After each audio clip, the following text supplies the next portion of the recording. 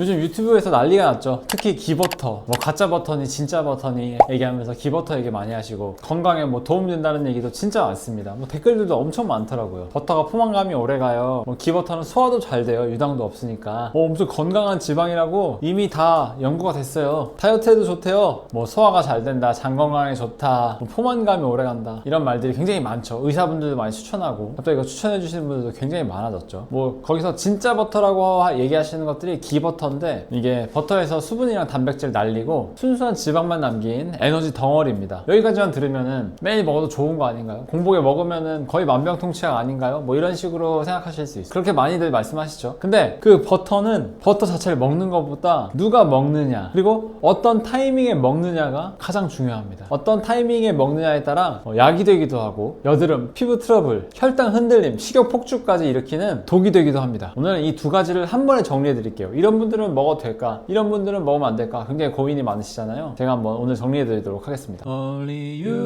버터가 몸에 좋으려면 그 사람의 몸이 지방을 받아들일 준비가 되어 있어야 합니다. 준비가 안 된 사람이 버터를 먹으면 버터는 더 이상 건강한 친구가 아니라 몸속에서 불씨를 키우는 기름이 되어버립니다. 아주 쉽게 말씀드릴게요. 피부는 우리 몸에서 보내는 경고 신호 같은 거예요. 몸속의 변화를 아주 빠르게 보여주는 창문 같은 역할을 합니다. 그런데 기버터 같은 고지방 식품을 먹으면 피부는 창문이고 피지선은 집안에 있는 가스레인지라고 했을 때 가스레인지를 켜놓고 갑자기 기름을 확 넣어버리세요. 그럼 어떻게 될까요? 불이 활활 타오르면서 창문 밖으로 막 불이 뿜어져 나오겠죠. 난리가 나겠죠. 그게 바로 여드름입니다. 그럼 뭐 이런 질문이 생기실 거예요. 기버터는 뭐 혈당도 안 올리는데 그거 뭐 기름 많이 먹는다고 기름 많이 분비돼서 올라오는 건가요? 사실 그건 아닙니다. 근데 아주 중요한 관계가 있어요. 혈당이랑 상관이 없는데 왜 여드름이 생기죠? 이런 질문을 하실 거예요. 근데 문제는 버터 단독의 문제가 아니라 그것과 함께 먹는 것들입니다. 버터를 먹으면서 빵, 뭐 이런 것들 있잖아요. 단 음식, 이런 것들도 같이 섭취해버리면은 그게 말짱 도루묵이고 오히려 여드름을 폭발시키는 기름이 된다는 거죠. 이 조합이 피지선을 과열시키고 호르몬을 흔들리게 하고 여드름을 폭발시킵니다. 이 메커니즘이에요. 그래서 저는 뭐 공복에 먹는데요 하시는 분들 굉장히 많죠. 근데 버터 섭취 후에 몇 시간이 지나야 소화가 되시는지 아시는가요? 몇 시간 동안 탄수화물 섭취를 안 해야지 불을 지피지 않는지 아시나요? 그걸 지키지 않는다면 위랑 같은 조합이랑 똑같은 거예요. 탄수화물이랑 기름 같이 먹으면 폭발. 이게 같은 조합입니다. 그래서 몇 시간 후에 먹는 게 가장 중요한데 지금부터 알려드릴게요. 먼저 이걸 알려면은 탄수화물의 흡수 패턴을 먼저 아는 게 중요합니다. 버터는 위 배출 시간을 좀 느리게 만듭니다. 한 3-4시간 정도 늦출 수 있어요. 그러니까 음식이 위에서 장으로 내려가는 속도를 좀 늦출 수 있거든요. 그럼 그때 탄수화물 어떻게 되냐? 원래 탄수화물은 빨리 흡수돼서 혈당을 빠르게 상승시키고 인슐린 분비시키고 다시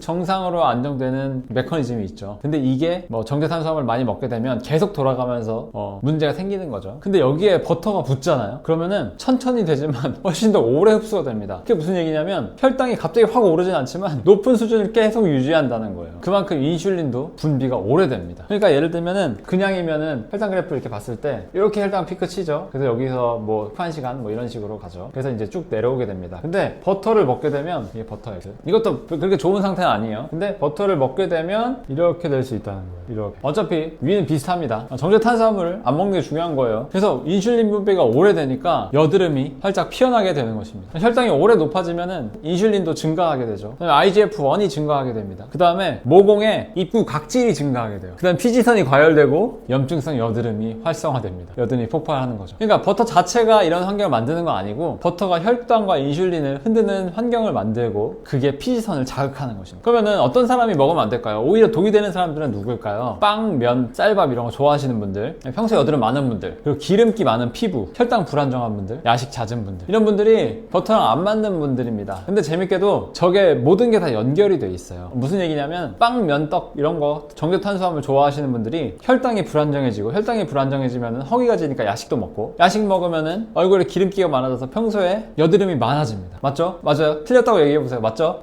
댓글에 탈골았어요 이런 거 댓글 달릴 것 같은데 일단 한번 좀 더 살살 가볼게요. 그러니까 정확히 얘기하면은 버터가 안 맞는 게 아니라 아직 지방을 받아들일 준비가 안 된 거죠. 그러면 이제 궁금하실 거예요. 버터 먹고 몇 시간이 지나야지 탄수화물 먹었을 때 괜찮아질까? 버터 먹고 얼마나 비워야지 혈당 흔들리지 않게 유지할 수 있을까? 정답은 2-3시간 정도입니다. 버터는 위에서 한 3-4시간 정도 머무는데 초기 2시간이 아주 위험합니다. 이 시간에 탄수화물이 들어오면은 버터와 섞여서 지방과 탄수화물의 조합이 혈당을 폭발시키고 더 길게 올려버립니다. 그래서 2시간 정도 안에는 정제 탄수화물이나 이런 것들을 피하시는 게 좋고 최종적으로는 그런 것을 다 끊어야 돼요. 정제 탄수화물은 적입니다, 여러분. 그건 먹으면 안 되는 것들이에요. 공장 가공식품들 이런 거 먹으면 안 돼요. 채소 과일을 먹어야 합니다. 하지만 좀 끊기 어려운 분들 있죠. 2시간만이라도 한번 참아보세요. 2시간 후에 먹어야 됩니다. 한 3시간까지는 참으셔야 돼요. 두세 시간 정도. 그럼 참고 드시기 바랍니다. 그러니까 어떤 사람이 먹으면 안 된다 그랬죠? 여드름 많이 나는 사람, 정제탄수화물 섭취 많은 사람, 야식, 간식 많은 사람, 혈당이 자주 왔다 갔다 하는 사람, 속이 많이 더부룩한 사람, 담낭 없으신 분들, 열이 많은 체질, 식후에 디저트 많이 드시는 분들. 그러니까 무슨 얘기인지 아시겠죠? 이런 분들 식습관이 제대로 고쳐지지 않으면은 버터가 건강식이 안 됩니다. 이런 분들한테는 굉장히 위험한 거예요. 이것만 버터만 추가한다? 버터 좋다고 해서 그것만 추가한다? 평소에 식습관 안 바꾼다? 몸이 더 안 좋아지는 지름길입니다. 충격적이죠. 그러면은 저희 채널은 이제 올리유니까 올리브유 저 좋아하거든요. 올리브유는 괜찮나요? 버터 자체가 문제가 없으면. 그러니까 올리브유랑 버터랑 다른 점은 버터는 포화지방이 60-70%입니다. 굉장히 높아요. 그래서 피지선 자극과 혈당 변동 이쪽에 좀 더 간접 자극이 많은 편이에요. 근데 올리브유는 불포지방산이 굉장히 높죠. 그리고 OEA 분비하고 GLP-1 상승 효과로 식욕도 줄이고 피지도 줄이고 촉촉해졌다는 얘기가 많습니다. 아셨죠? 그러니까 여드름 혈당 문제 있으신 분들은 버터보다 올리브유가 훨씬 더 부드럽고 안정적입니다. 올리브유 좀 더 궁금하시면 고정 댓글을 확인해 보시면 어떻게 먹는지 뭐가 좋은지 이런 것들에 대해서 자세히 설명해 놨으니까 그 부분 한번 참고해 보세요. 그러면 정리 한번 해볼게요. 버터를 가장 안전하게 먹는 방법, 여드름 없이 피부 트러블 없이 먹는 방법 뭐냐? 식후에 2-3시간 후에 먹기 시작한다. 이거 하나로 혈당, 피지, 식욕 안정이 동시에 옵니다. 그리고 밤에 이렇게 배고프다고 드시는 분들도 계시더라고요. 밤에 먹으면은 소화가 더 오래 걸립니다. 이게 잠들어야 되기 때문에 소화가 8시간에서 12시간까지 걸려요. 잠을 제대로 못 잔다는 얘기죠. 그럼 다음날 뭐죠? 폭식이죠. 이거 사실 버터는 나쁜 음식이 아니라 어떤 타이밍에 먹는지가 가장 중요합니다. 그리고 그 후에 어떤 타이밍에 들어와야 되는지가 가장 중요합니다. 다른 음식들이 잘 쓰면은 음식도 맛있고 에너지 균형에도 도움이 될 수 있어요. 하지만 여드름 많은 분, 혈당 안정하지 않은 분, 탄수화물 많고 단 음식 좋아하는 분들, 이런 분들은 오히려 버터가 피부 문제, 식욕, 피로감, 살찌는 체질로의 트리거가 될 수 있습니다. 오히려 안 좋아가 될 수 있죠. 오늘의 이야기의 핵심은 한 문장입니다. 버터는 양이 아니라 타이밍이다. 버터 먹고 2-3시간 후에부터 식사를 하시길 권해드립니다. 그러면은 피부, 혈당, 식욕, 여러분의 몸은 항상 여러분에게 신호를 보내고 있어요. 피부가 뒤집어진다거나 속이 더부룩하다거나 기분이 안 좋다거나 화장실을 잘 못 간다거나 화장실에서 나쁜 병을 본다거나 계속 만성 피로에 있다거나 계속해서 여러분의 몸은 여러분한테 신호를 보내고 있습니다. 그건 몸이 지금은 아니야, 이거 아니야 라고 계속해서 얘기하고 있는 거예요. 지금 아니야, 지금 식생활 아니야, 지금 이거 먹으면 안 돼, 그거 먹으면 안 돼, 이게 얘기하고 있는 거예요. 좀 더 몸에 기회를 기울이시고 이 루틴을 바로 잡으면 식단은 훨씬 부드러워지고 몸은 훨씬 더 깔끔해집니다. 몸은 훨씬 더 건강해집니다. 근데 버터보다 올리브유가 더 궁금하신 분들 있죠? 아래 고정 댓글 참고해보세요. 감사합니다. 올리브유였습니다.